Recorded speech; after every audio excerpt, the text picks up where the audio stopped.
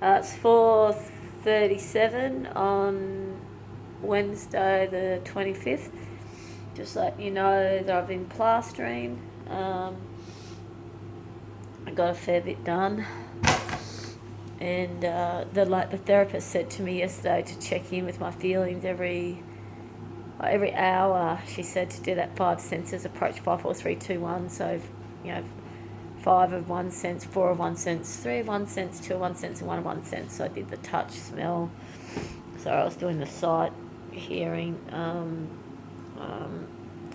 It was interesting because then she says, and get in touch with the touch the vagus nerve, and then because I was sitting there, I was just doing it. I was in like a zone, and I was just plastering away with my little broken plastering tool, and it was interesting because I was in a bit of a zone, and then when I did that touching thing like she asked me to do, then this grief just whacked into me. I was like, whoa, man. And then I was like, whoa. And then she said to write down what I'm feeling, but I just did a Facebook post and wrote it down. There's all this stuff on the floor that I've got to deal with. And instead of writing it in my journal, I actually wrote it as a Facebook post, which is still writing because I'm reaching out to people. There's a little Albany. I've got the primer here and I've got the paint. I'm getting, I was hoping to get onto this today. This is the paint that's going to be going on there. This really nice charcoal. I've got my brush organised. I think it's in the other room. I think I put it in the library. And so I don't think I'll be able to get on top of that today. But yeah, I did more plastering around here. This bit's so tricky. I did some more on here. I should be able to sand that back and it should be perfect. Plastering is really hard. I was speaking to my builder friend about this. Oh, there's the brush. I knew I'd put it somewhere. My builder friend, I said, wow, plastering's really hard. He goes, yep, it sure is. To get it really fine and nice. It's a really fine product. But the trick is, what I've come to realise, the trick is, for example, this bit here is fine now, okay? I've done another coat on there and that's fine. Look at Alvin. Where's he? There he is. So this bit here is fine. And can you see the dags? See that rough bit there and that? See this rough bit here? Don't worry about those rough bits because I used to try to finesse all that off while it's still wet. And then the plaster dries really quite quickly. And then if you play around with it too much as it's drying, it starts to get all these marks in it, and then you put some fresh stuff on it to try and neaten it up, and it just becomes this. That comes off so easy with the scraper when it's dry. So what I've come to realise is, okay, for example, like this. See this dag here? See this little bit here? That I didn't notice that in time when I was putting it on, but now that's completely dry. That's from last night, for example. Just in case any of you are going to plaster. Because it's always good to learn new skills, right? So basically, see that dry bit? It just comes off. Like, it actually comes off.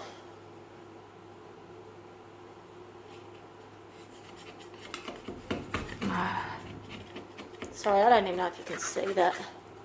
It's hard to do things. Oh no, I shouldn't be doing that while I was holding the phone because now I've chunked it out. Anyways, that's a little bit hard to get off, I won't lie. That was a little bit hard to get off as it was dry, but it was mainly because I was probably using my left hand. To tell you the truth, left hands are a bit bloody, non-dominant hands. So if I'm using my right hand, which is my dominant hand, I've got a lot more control. But so with dags, they come off quite easy. So once it's dry. So yeah, I scraped over all the walls to get rid of all the dags before I did this third coat.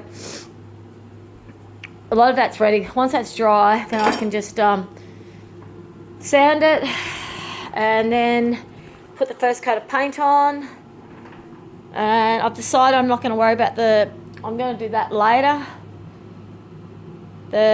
all up there later, because I've run out of plaster and I can't get new stuff for 2 days, so I'll actually do that later, I've decided, because I just want to get everything put back into place, you know. I want to just get my kitchen in order, and I can just move it out to do the ceiling another time, I've decided, because I've got to do the floor anyway, so I can just ignore the ceiling for a while longer, I think.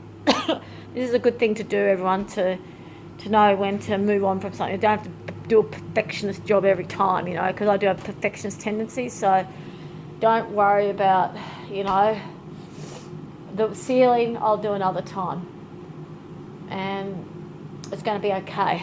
And as my builder friend said, we're putting a scotia up anyways between that bare and the ceiling, so some of it I might not have to do anyways, and double handling work, you know. I don't even know that gap there, up there, I don't even know, that might be get covered by the scotia for all I know, so it might be double handling. So I've got a tiny bit of plaster left to do, a tiny bit of plaster. I was in deep grief before, and just thought I'd do the video for whatever reason. Whenever I reach out to you guys, it immediately calms me down as well. So I don't think it's a codependent relationship. I just like sharing my journey with you all, so I don't feel so alone with it. You know what I mean? That grief, that loneliness, or not, it wasn't lonely. It was a little overwhelmed and tired. I didn't feel lonely per se. I just felt very overwhelmed and very tired. And I'm in so much pain, like with this headache and with this sore neck. And pain always knocks us out. It always makes things harder, you know. And I'm plodding along. And I've got to take the dogs for a walk in about an hour. It's still pretty hot out there.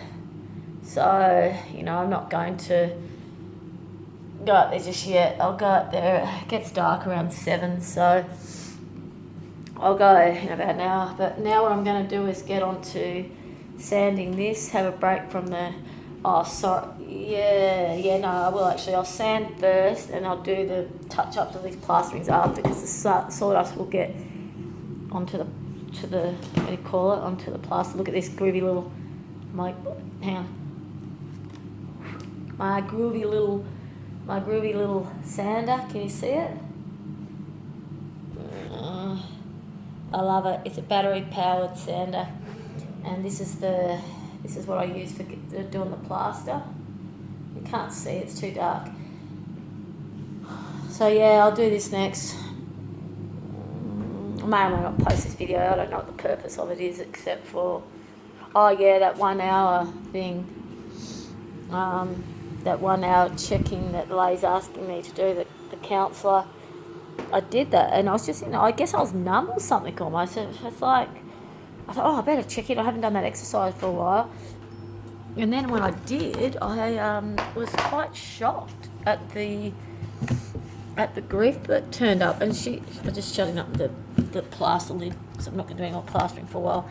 I was actually quite shocked when that deep grief kicked in, because I didn't even actually know it was there. And that's exactly what she said, check in, because if you can, the more often you do that, then you don't have the collapses. Because when I do that collapsing from when the grief's really strong, it knocks me out unexpectedly. That's why these check-ins are so important, she said, because I can sort of keep everything at bay a little bit, keep everything a bit more coffee. And yeah, I'm surprised by that. Anyways, I'll leave it at that for the moment. Don't know what the point of this video is. I don't know if I'll post it. I guess, you know, look, I was in deep grief for what? Like, but I mean really deep grief. Like, was cathartically crying for what, like a minute and a half, and now I feel okay. So, you know, it isn't really anything to be too scared of. Anyways, all is well, and we're moving forward. It's getting there. I'm going to be able to show you this finish, and you guys are going to go, yeehaw! Okay, see you for now. Bye.